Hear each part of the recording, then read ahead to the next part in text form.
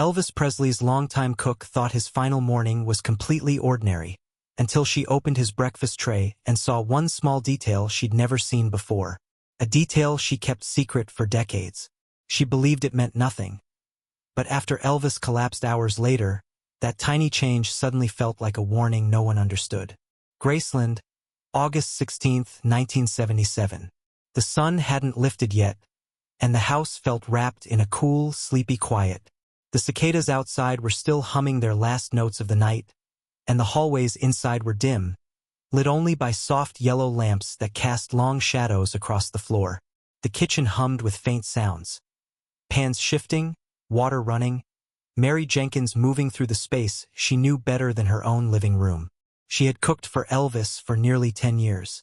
She knew his moods, his cravings, and the rhythm of his mornings. But that day the air felt different, heavy, still, like the walls were listening. Mary stepped inside the kitchen at 6:20 a.m., placing her purse on the same wooden chair she always used. She tied her apron, opened the refrigerator, and prepped his usual breakfast. Warm biscuits, sliced peaches, and the peanut butter and banana mixture he loved. She placed everything neatly the way Elvis liked it. He wasn't fussy, but he appreciated things done with care. She tried to ignore the feeling crawling up her spine. Something was off. She could feel it.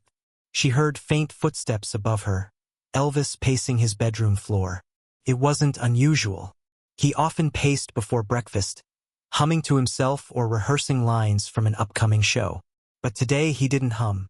He didn't rehearse. His steps sounded slow, heavy. Mary paused. "Is he okay?" she whispered to herself. She shook the thought away and reached for the last biscuit. That's when she noticed it, the handwritten note sitting near the stove, where Elvis sometimes left little reminders. The paper was small, barely more than a scrap. On it, in quick handwriting, was a single request. An extra item he wanted added to the tray.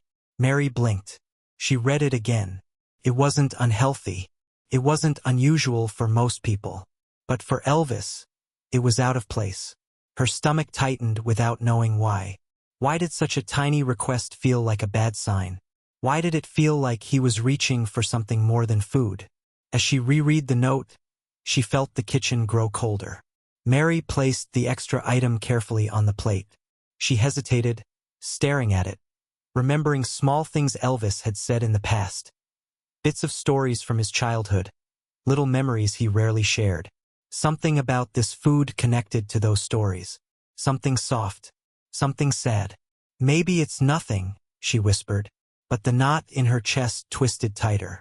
She carried the tray to the hallway, the silverware clinking softly. The upstairs air smelled faintly of cologne, books, and the humid Tennessee summer. She walked slowly, listening again for Elvis's steps. They had stopped. Is he sitting down? Lying down? She wondered. A strange silence filled the hallway. Mary reached the door and gave a gentle knock. No answer. She knocked again. Still nothing. Her heart thumped. "Elvis?" she called softly. Finally, a faint voice answered. "Come on in, Mary." She pushed open the door, expecting Elvis to smile or make a small joke about being tired. Instead, he sat on the edge of the bed, shoulders slouched, hair tousled, eyes far away, like he'd been staring at something only he could see. Mary froze. She had seen Elvis exhausted. She had seen him stressed. But this felt different. "Breakfast, honey," she said softly. Elvis nodded, but he barely glanced at the tray. Mary placed it on the table beside him. Her fingers trembled as she stepped back. The air felt thick, as if the room itself was holding its breath. Why does normal sometimes hide danger? Why didn't Mary question it? Elvis finally looked at her. A weak smile, a soft thank you. But his eyes were somewhere else entirely. Mary turned to leave, and then she saw the detail that froze her in place. Mary didn't understand why that detail bothered her so much. It was such a small thing, almost nothing at all. Something anyone else would glance at and forget. But when she returned to the kitchen, her hands shook as she tried to steady the tray for a moment longer. She looked again at the handwritten note Elvis had left by the stove. His handwriting was rushed, slanted, almost shaky. Elvis wrote fast most days, but this felt different. This felt like he wrote it in a hurry, or in fear.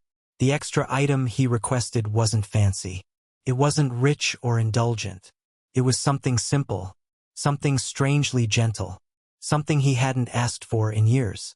Mary reached for the item again, checking it twice to make sure it looked right. The biscuits smelled warm. The peaches glowed softly under the kitchen lights. The peanut butter and banana mixture sat in a small white bowl beside them. Everything looked normal. Everything felt wrong. What makes a tiny change feel like a message? She whispered to herself. She didn't have an answer. She only had the feeling, an ache in her chest that she couldn't shake off. A feeling that maybe this morning wasn't like every other morning. A feeling that maybe Elvis wasn't like himself today. When she knocked on his door again to bring the tray inside, Elvis didn't answer right away. She heard him move, slowly, as if pulling himself up. When he finally said, "Come in, Mary," his voice sounded like it had been dragged up from someplace deep. Mary opened the door. The room was dim. Elvis hadn't opened the curtains yet. The air conditioner hummed softly, blending with the gentle creak of the ceiling fan moving above. Elvis sat on the edge of the bed, shoulders hunched, his robe slightly open at the chest. He looked tired. Not ordinary tired, but soul tired. Mary carried the tray in. The silverware clinked, echoing slightly in the quiet room. "Elvis, honey," she said softly. "I brought your breakfast." He nodded once. Quiet. Unusually quiet. Mary set the tray on the table beside him. Elvis didn't reach for the biscuits. He didn't smile at the peaches. He didn't even glance at the bowl he normally finished first. He only stared at the extra item, the one he had written down on that rushed note. Just stared at it. Like it meant something. Like it held a memory. Mary felt her heart twist. "Elvis, you okay?" He blinked slowly. "Just tired." But Mary had heard that tone before. She had heard it on days when Elvis wasn't just tired, he was overwhelmed. Lost in thoughts he didn't share with anyone. It was the voice he used when he was trying to keep the world from seeing how heavy life felt. The room felt thicker, warmer. Still, the tray's silver spoon glimmered in the soft light, catching Mary's eye. The entire meal sat untouched. Elvis didn't even move toward it. He just kept staring at that one item. The one from his childhood. The one tied to memories of hard years and long nights. "Elvis," Mary whispered. "You sure you're all right?" He didn't answer. Not right away. He just looked up at her, his eyes glassy with something she couldn't name. She felt her stomach drop. "Elvis?" She tried again, more gently. "You want me to bring you something else?" He shook his head. Slowly, barely. Then he finally reached out. But not for the biscuits. Not for the peaches. Not for the peanut butter mixture. He touched only the item he'd written on the note. Just touched it. Didn't take it. Didn't eat it. Mary's breath caught. He whispered something so softly she almost didn't hear it. "Reminds me." Of what? Of who? She didn't ask. She stepped back, heart pounding, unsure why this moment frightened her as much as it did. She waited for him to take a bite. He didn't. He barely looked at the food. And something deep inside Mary told her that whatever was happening, it wasn't about breakfast at all. Graceland was wide awake now, even though the sun was still low over Memphis. By mid-morning on August 16, 1977, staff moved quietly through the upstairs hallway, careful not to slam doors or speak too loudly. They all knew Elvis hadn't slept well. Lately, most nights were like that. Mary walked back toward the kitchen, the soft carpet swallowing her footsteps. She couldn't stop thinking about the tray, about the way he stared at that one item, about the way he whispered, "Reminds me." Like the words hurt. She had seen Elvis go through strange moods before. She had watched his appetite rise and fall with stress, touring, family worries, and health problems. He loved food, but there were days when even his favorite meals sat untouched. This felt different. This felt like watching someone stand in front of a door from their past, afraid to open it. In the kitchen, Mary tried to distract herself by cleaning. She scrubbed the counter, rinsed dishes, wiped down the stove, but her mind kept circling back to the same question. "What is he remembering?" she whispered. Down the hall, a phone rang. A door shut. The normal sounds of Graceland carried on, as if this was just another morning in the life of the king of rock and roll. But inside Mary's chest, something heavy pressed down, like a storm rolling in that only she could feel. Elvis's eating habits had changed slowly over the past year. Late-night snacks, long stretches without eating, then sudden cravings. But there was always a rhythm, a pattern she could learn. Today broke the pattern. Today felt like a secret. She remembered him telling her once, in a rare, quiet moment, about standing in his childhood kitchen with his mother, Gladys. About the nights they had almost nothing. About how a simple, small plate of food could feel like a miracle. He didn't share many details, but the way his voice softened told her everything she needed to know. Now, all these years later, he had asked for that same comfort again. Why do people reach back for the flavors of their childhood when life feels too heavy to carry? Why do we cling to the small things when everything else feels out of control? Mary wiped her hands on her apron and glanced at the clock. Time moved strangely. Every minute felt long, stretched thin with worry. She expected to hear Elvis's usual call down the hall, asking for more coffee, a joke, something light to cut through the morning. Nothing came. The silence grew. One of the younger staff members, a housekeeper named Denise, stepped into the kitchen. "Morning, Mary," she said, trying to sound cheerful. "He eat good today?" Mary hesitated. "I don't know yet," she answered. He seemed far away. Denise frowned. "Far away how?" Mary shook her head. "Like his body's here, but his mind is somewhere else. Somewhere old." Denise didn't know what to say. She nodded slowly, then left to finish her chores, leaving Mary alone again with the dishes and her thoughts. Mary poured herself a small cup of coffee, hands still trembling.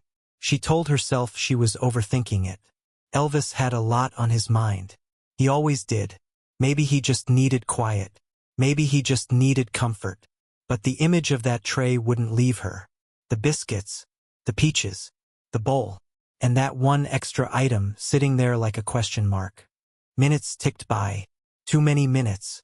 Finally, Mary couldn't ignore the dread any longer. She left the kitchen, walked to the bottom of the stairs, and listened. The upstairs hallway was silent. No footsteps. No voice. Just the low hum of the air conditioner and the thudding of her own heart. Something inside her whispered that whatever was happening upstairs, it wasn't random at all. Mary rushed downstairs, replaying the detail in her head, realizing it wasn't random at all. Mary stood frozen at the bottom of the stairs, the weight of her worry pressing deeper with every passing second. The house felt too quiet, not peaceful, silent in a way that made the hair on her arms rise. She tried to steady her breath, but her pulse beat hard in her ears. She slowly climbed the staircase, one step at a time, listening carefully. The carpet softened her footsteps, but she could still hear the faint hum of the AC in Elvis's wing of the house. That soft mechanical drone felt louder than usual, almost swallowing the sound of everything around it. As Mary reached the top landing, she paused. The hallway smelled like aftershave, old books, and that lingering warmth of summer creeping in through the windows. She remembered something Elvis said once about mornings, how they reminded him of growing up in Tupelo, when everything felt quiet and small. Maybe that explained the food he asked for. Maybe it didn't. She walked back toward the kitchen to clear her mind. The dishes needed washing. The counters needed scrubbing. Work always calmed her. But today, even that didn't help. Running water filled the sink. Soap bubbles shimmered under the overhead light. Mary's hands moved automatically. Scrub, rinse, scrub. But her thoughts were stuck on Elvis's voice. It reminds me. Reminds him of what? Of who? Of when? The memory settled like a weight in her chest. It wasn't just a craving he'd had. It wasn't indulgence. It was something emotional. Something deep. Something old. She remembered him once eating that same small dish during a rough week, years ago. He'd barely slept. The world felt like it was closing in on him. After taking a bite, he told her it tasted like Safety. She never forgot that word. Now that same request had come back without warning. Mary rinsed a plate. The faucet dripped. Her heart pounded harder. The more she replayed his expression, the more she realized it wasn't tiredness she saw. It was sadness. The kind that lives behind the eyes. The kind nobody talks about. She set the plate down, gripping the counter with both hands. What was he trying to soothe or escape? She whispered. She didn't have time to answer. A sound cut through the quiet. A scream. Sharp. Hi. Terrified. It echoed down the hallway from the upstairs wing. Mary's whole body froze. The plate slipped from her wet hands and clattered into the sink. The sound rang like an alarm. Then came another scream, louder, full of panic. Footsteps thundered in the hall. Someone shouted Elvis's name. Mary's heart nearly stopped. She turned and ran. Her feet pounded against the tile, the carpet, the hardwood, carrying her faster than she thought she could move. Staff rushed past her, their faces pale with fear. The upstairs hallway, which moments earlier felt silent and still, now pulsed with chaos. "Call a doctor," someone yelled. "Get help," another cried. The screams continued, bouncing off the walls of Graceland. Mary's stomach twisted. She knew. Deep down, she knew. She reached the base of the stairs and grabbed the railing tightly, pulling herself up step by step. Her legs felt heavy, her breath sharp. She could hear more voices now. Panicked, frantic, overlapping each other. "Elvis? Elvis? Can you hear me? Somebody call 911. Move. Give him air." The hallway was a blur of bodies by the time she reached the top landing. She pushed through them, her eyes wide, searching for a glimpse of him. She didn't see the breakfast tray. She didn't see the food. She didn't see the note. She only saw fear, raw, unfiltered fear. And she understood, in that terrible moment, that the morning's strange request wasn't a craving. It wasn't a whim. It wasn't random. It was a memory, a goodbye, a quiet signal no one recognized in time. Then a staff member grabbed Mary's shoulder gently, their voice breaking. "Mary, something's wrong upstairs." The hallway outside Elvis's bedroom felt like a world collapsing in slow motion. Staff members rushed in and out, their footsteps pounding against the floor, echoing through the long corridor. The bedroom door was open just a crack, and Mary could see flashes of panicked movement inside. Hands, arms, shadows shifting in urgency. "Is he breathing? Try again. Somebody call for an ambulance." The voices overlapped in a frantic rhythm that made Mary's heart race. Her hands trembled as she stood frozen near the doorway, afraid to look, afraid not to. She wanted to go inside, but her legs wouldn't move. She clutched the wooden frame of a cabinet, trying to steady herself. Down the hallway, the clock ticked loudly, each second landing like a hammer inside her skull. The air felt thick, almost impossible to breathe. Inside the room, someone shouted, "Turn him on his back." Another replied, "We need more room. Move the table." Mary squeezed her eyes shut. She already knew. She didn't need to see him to know. She thought of his voice that morning. Soft, tired, distant. She thought of the way he whispered, "Reminds me," as if those two words carried the weight of his entire past. She thought of the extra item he had requested, the one that only appeared in his life during the hardest moments. Her heart cracked. It wasn't breakfast. It was a message, a memory, a reaching back into something safe. What was he trying to feel? She whispered. What pain was he trying to escape? The screams inside the room turned into commands. Sharp, desperate. "We're losing him. Call again. Hurry. Check his pulse now." A sudden quiet fell, broken only by the hum of the fan and the laboring breaths of the people trying to save him. Mary stepped forward, finally pushing herself toward the room. She couldn't go inside, but she stood at the doorway, her hands pressed to her mouth, fighting tears. The scene was blurred by panic. Elvis lying there, still, too still. Staff working around him. Fear clinging to every corner. Felt unreal. Felt impossible. This was Elvis. Her Elvis. The man she cooked for every morning. She remembered the first day she met him. She'd been nervous, hands sweaty, terrified she'd burn something. He had laughed, told her she didn't need to be scared, and thanked her for taking care of him. "Food is love," he once said, "and you make it taste like home." Now, years later, she wondered if he had reached for that feeling again on his final morning. Home. Comfort. Something soft enough to hold the sadness he kept hidden from the world. Minutes passed like hours. The shouting inside the room faded. The urgency slowed. And then came silence. A devastating, heavy silence. Mary felt something inside her collapse. Her legs weakened. She grabbed the wall to keep herself standing. Tears burned her eyes, spilling freely as the reality sank in. "Elvis," she whispered. It was the only word she could form. The staff didn't say anything, but the look on their faces told her everything. A kind of sadness that went beyond fear. A kind of disbelief that stabbed deep. Mary turned away, pressing a hand over her heart as she stumbled back down the hall. The kitchen felt miles away, but she needed to get there. She needed air. She needed something solid to hold on to. She reached the stairs, breathing hard, blinking tears. Her apron felt too tight. Her chest ached. She felt like the world had shattered and she was standing in the pieces. And then the thought hit her. The tray. The breakfast tray. Her vision blurred. Her hands shook. She whispered, "No, please no." She ran.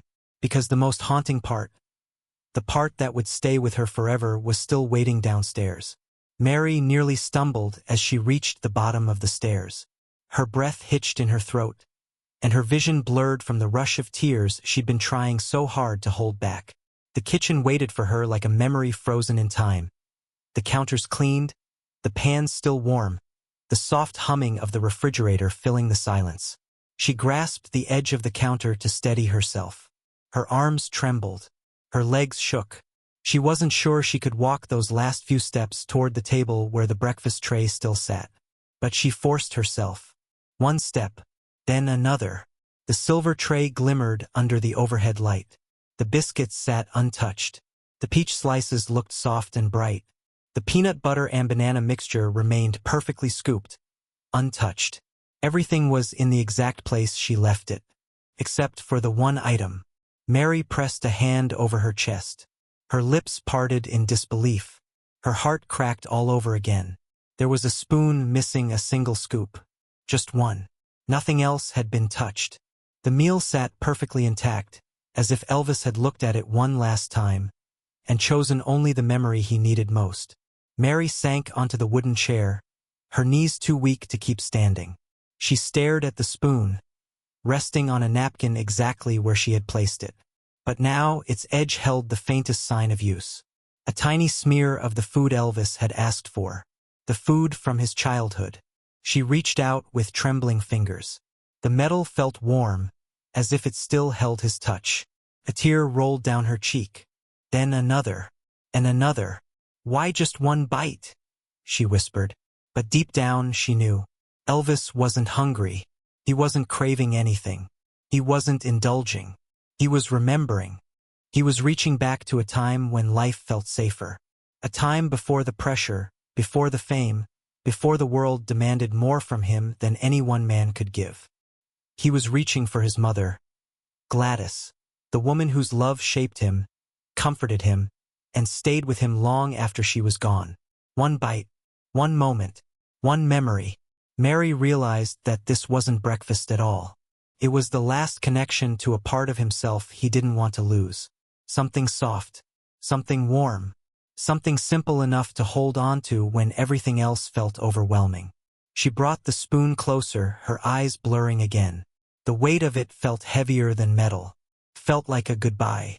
Why do small objects become monuments in moments of grief? Why do we hold on to the tiny things when everything big slips away? Mary folded the napkin around the spoon, her hands trembling as she wrapped it gently, as if she were protecting something sacred. She didn't know why she did it. Instinct, maybe. Love, definitely. But she knew she couldn't throw it away, not yet. Hours passed. Staff came and went. The world outside Graceland spun into chaos as news spread. But Mary stayed in the kitchen, sitting beside that wrapped spoon, unable to move. Every so often she touched it again, just to feel the warmth still trapped in the metal. The tray remained exactly as Elvis left it, a still-life portrait of his final morning. Later that night, Mary tucked the wrapped spoon into her purse. She carried it home. She kept it in a drawer for months. She couldn't explain why. Maybe she felt like she was holding the last piece of Elvis the world never saw. The private Elvis. The gentle one. The boy who once found comfort in a bowl of simple food. Years later, she finally told someone what haunted her most. It wasn't the untouched tray. It was the single missing spoonful. Only one person knew why that item mattered, and decades later she finally spoke. It wasn't until years later that the final piece of the story surfaced. A quiet family member, someone who knew Elvis long before fame, finally revealed the truth about that last request. The food he asked for wasn't random. It wasn't a craving from a restless night. It wasn't comfort in the way most people think of comfort. It was a memory. When Elvis was a boy in Tupelo, his mother made that same simple dish for him during the hardest moments of their life. Nights when the house felt cold, when money ran thin, when the world outside their door felt too heavy. That food became a symbol of safety, a place his heart could return to when nothing else made sense. He didn't ask for it often as an adult, only when he felt lost. So when Mary saw the untouched tray, everything left in perfect order except for one spoonful, it wasn't a mystery anymore. It was a message, a quiet, heartbreaking reminder of the boy Elvis once was, and the weight he still carried decades later. And that's why the detail from his final morning still breaks hearts today. If the story touched you, share it with someone who still believes legends never feel pain. Elvis's final morning reminds us that even the brightest stars reach back for the simplest comforts.